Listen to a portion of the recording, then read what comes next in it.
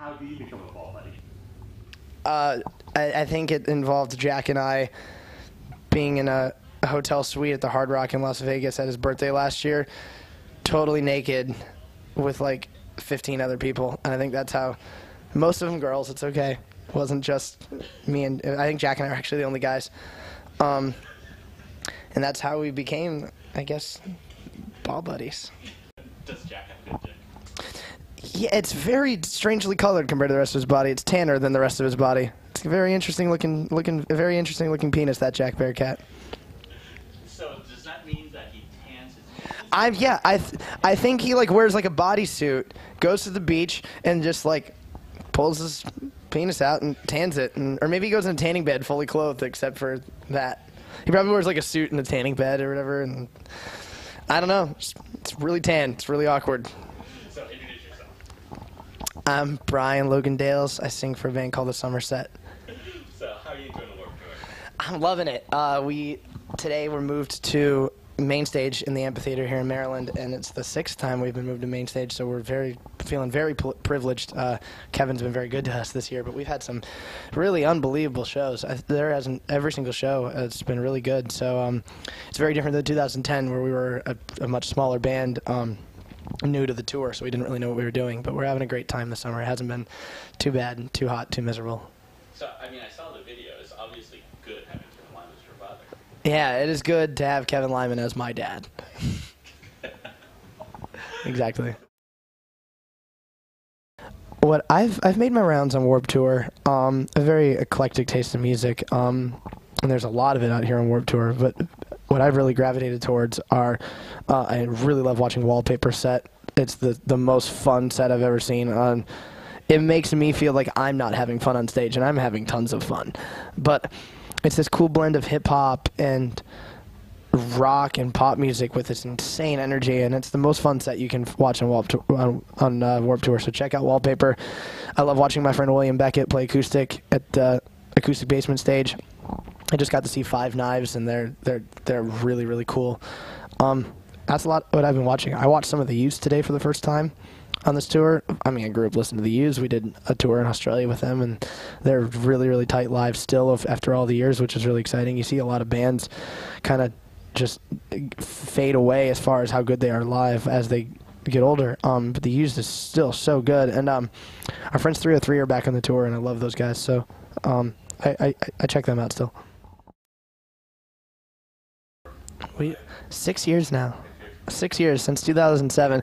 I forget because we just put out like our 3rd album, and it kind of feels like the first one all over again. So it's been kind of an exciting time period because it kind of feels like we're a brand new band. I think like taking most of last year off from the road and making a record under the radar very slowly on a new label kind of made us feel like we were a new band all over again. So for me, I think we've been a band for about a year.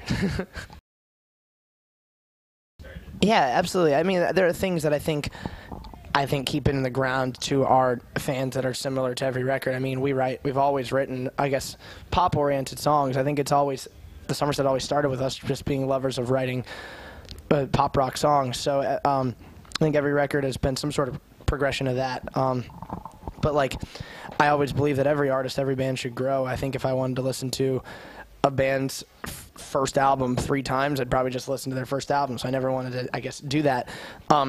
To me, Everything's Fine was the album that was the most different because it was a very organically made record, and very kind of melancholy as far as the lyrical content, and there was a lot of slower songs.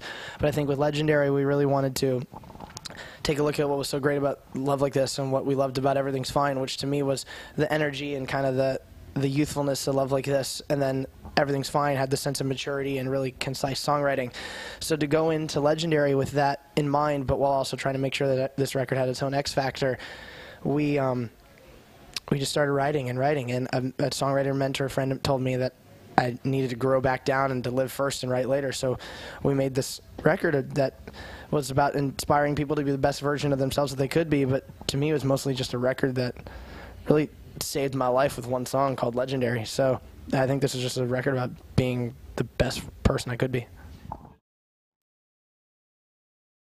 I probably have too big of an obsession with Neil Patrick Harris. Not one I'm ready to admit, but I probably do. he just seems like the coolest dude on the planet. Can you imagine hanging out with Neil Patrick Harris? I would be like the greatest moment of my life. Has he tweeted you back? Never. Never. He's probably terrified of me. He's probably terrified. Probably blocked me on Twitter by this point. No, I'm kidding. I have no idea. I mean, with someone who has millions upon millions of Twitter followers, probably doesn't even get to really look at their @replies. It probably just scrolls constantly, so he probably just doesn't even get to see it. It's not so much distortion as it is like a compression, and that's also just my voice sounds very different than most people's, I think.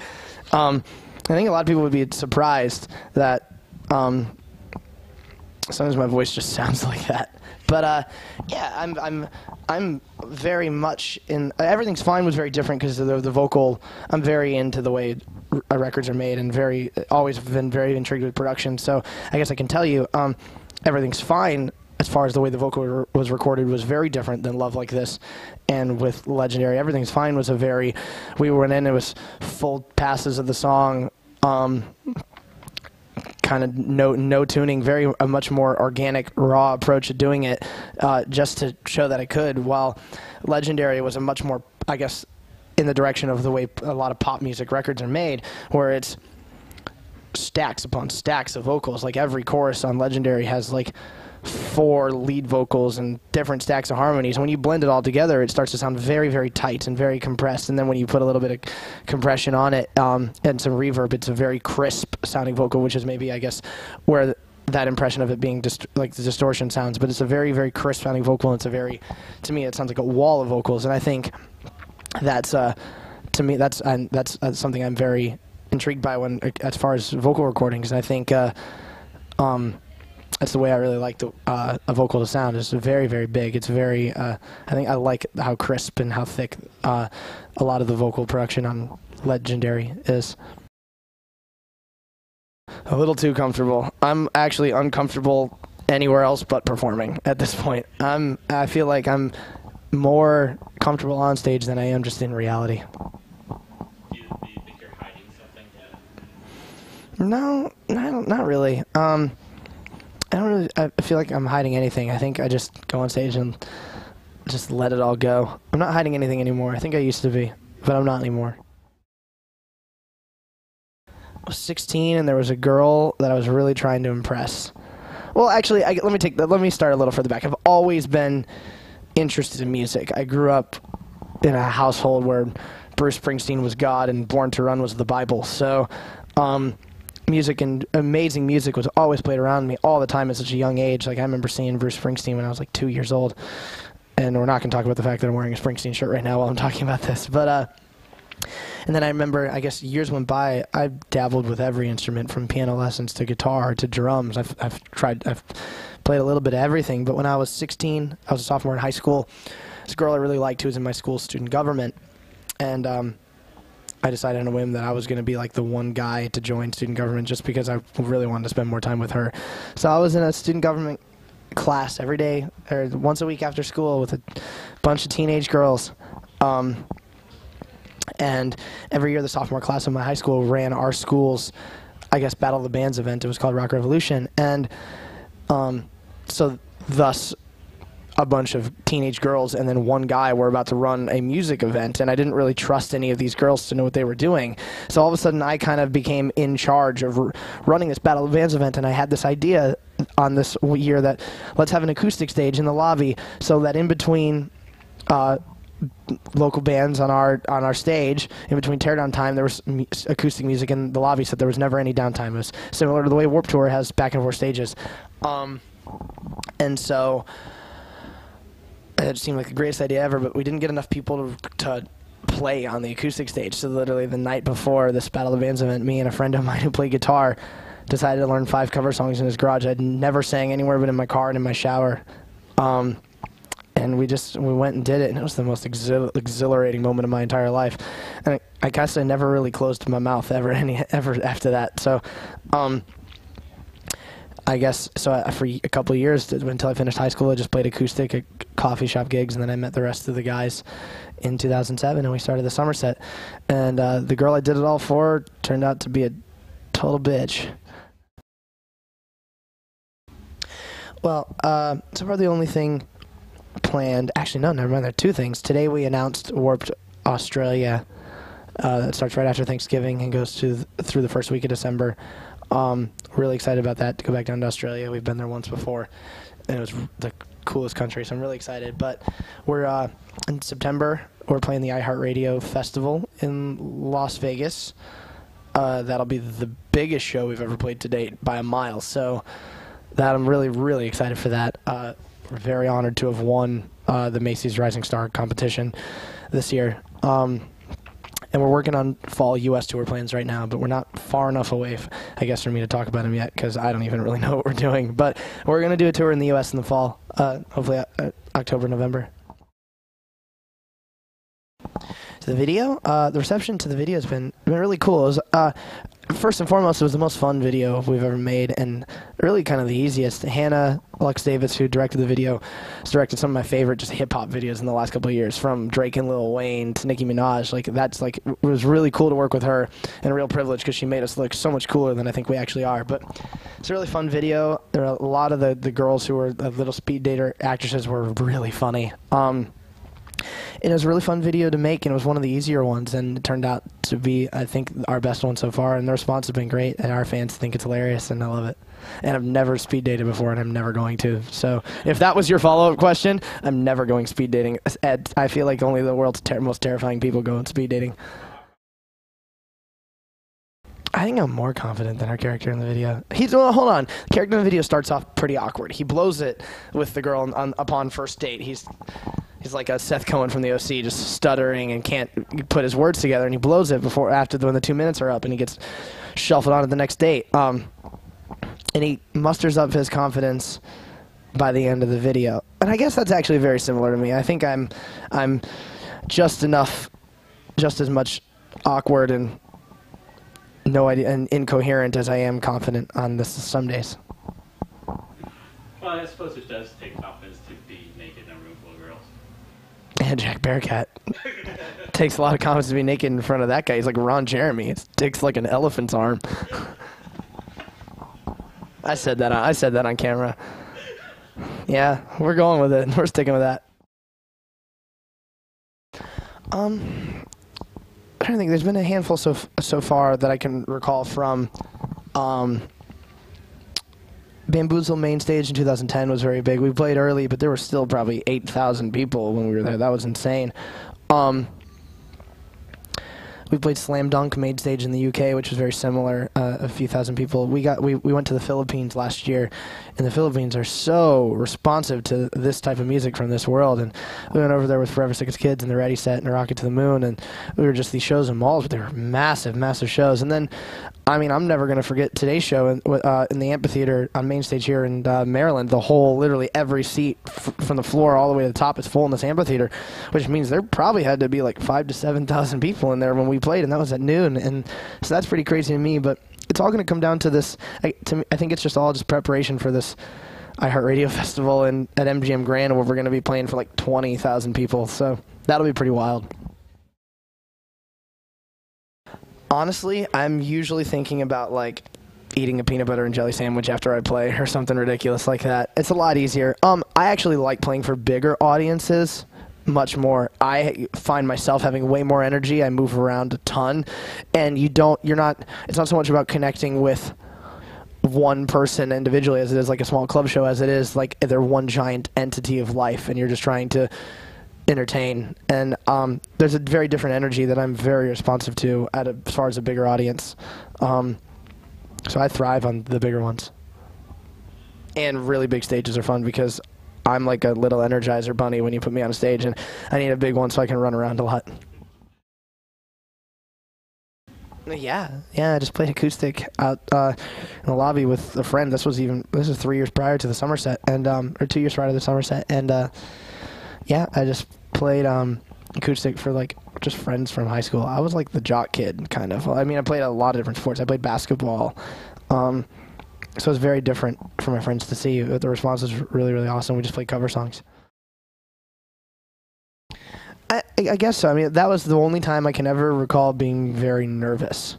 Once that first time happened, just playing acoustic with a friend, I was never ever nervous ever again. Even the second time, just playing for friends, the first Somerset show, I wasn't even really nervous. It was a really cool feeling. I guess I can remember all the way back to being 2 or 3 years old with my parents at a Bruce Springsteen concert at an amphitheater similar to this in Detroit called Pine Knob, where I apparently, from what my parents tell me and where their photographs tell me, I would run up and down the aisles with a little silver plastic guitar, like being Bruce Springsteen's hype man in the audience, just like singing to people and whatnot. And I guess I've always had that, a little bit of a knack, or I guess it's always just been infused in my blood to want to perform.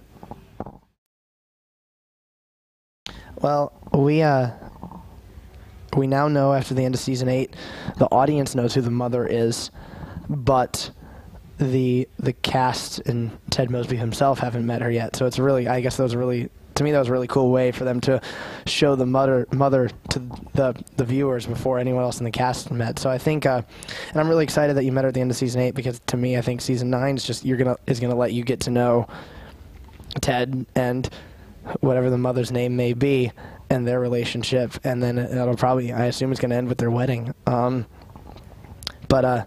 I was just glad it didn't end at season 8 with them just meeting each other and then it's over. I'm glad you're going to get to see their relationship blossom. Okay, I watch a lot of TV shows. I just started watching Game of Thrones recently.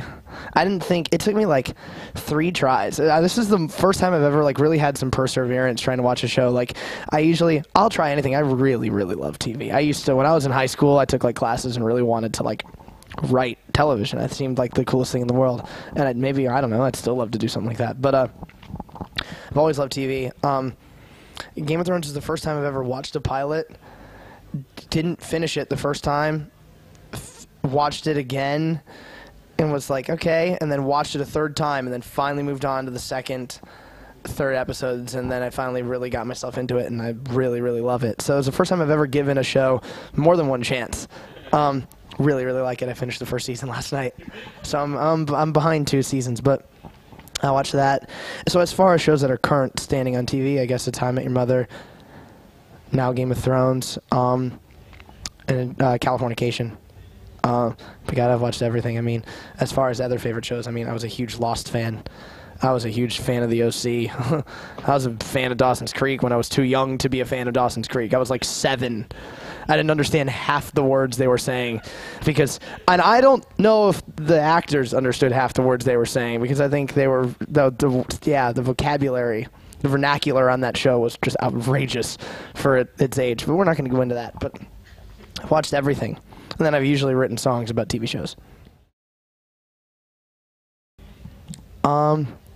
I mean, I was thinking about this the other day, and it's a really crazy feeling that we've been a band for 6 years already, and you work so hard for a long period of time, for us 6 years, for things to start, and then all of a sudden in like a handful of months, things really start to connect, and it really feels like 6 years all kind of led to like a short time span where everything really started to fall into place. And that's kind of, for me, been this year. Like everything I think we've really been working for has been falling into place since this record came out. So I'm very excited to see where things are going. I think every day, every show we play, I can just really tell the drastic amount of growth that's happened just very recently out of nowhere. It's like we were the little engine that could for so long, and then in the last several months things have really started to click for me. So who knows and what's going to happen in 2 years, but I think it's endless possibilities.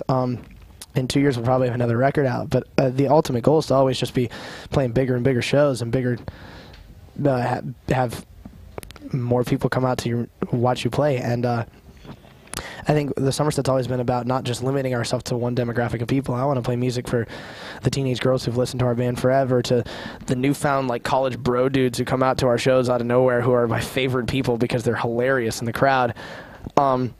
All of a sudden, yeah, we're going to talk about that for a second. Out of nowhere, I guess, like, maybe there's something I don't know, but I wonder if there's some sort of, like, frat boy, like, drinking game to Love Like This or something, because all of a sudden, like, college bros come out to our shows and, like, rock out to the old songs, and I love everything about it, and I hope they never stop.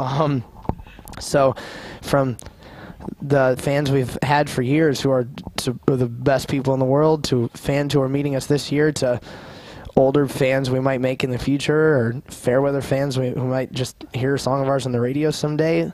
We accept all of it, and just come out to our shows. I think we just love playing live music, so maybe one day we'll play this amphitheater on our own. I probably won't stop until we do, so. If you haven't picked up our new album, it's called Legendary. I'm very, very proud of it, so pick that up. And we still have half the Vans Warped Tour left, so if we haven't made it to your city yet, please come out and hang out with us. We hang out at a merch booth every day, and we'd love to meet all you guys. And if you live in Las Vegas or feel like making a road trip later this year, come to the iHeartRadio Festival and see me pee my pants on stage out of excitement, because it's going to be crazy. Will you be naked again? More likely than not. Probably after. Definitely after. I think there's only been one time I've ever been in Vegas where I didn't get naked. Hey, this is Brian Logan Dales from the Somerset, and you're listening to idobi Radio. How long have you been using all three names? Sometimes I do, sometimes I don't. Obviously, that changes. All of my social networks, from Twitter to Facebook to every personal thing I've ever had, even my personal MySpace that I started when I was 16, it's always been Brian Logan Dales. All my friends have called me variations of any form of my name. In high school, it was just Dales. A lot of friends of mine now, I think all three together sound hilarious. And I've really grown to really kind of appreciate the great name my parents gave me. So I don't know, I like, sometimes I forget to, but I really like remembering to use alternate. I like Brian Logan Dales. A lot of people seem to think Logan Dales is the last name, so I think it's one name. Are you sure this isn't just a Neil Patrick Harris thing? It's a Neil Patrick Harris thing. Yeah, well played. You're the person who's ever thought of that. I didn't even think of that. It's probably a Neil Patrick Harris thing. Oh, I have to get up on this air conditioning.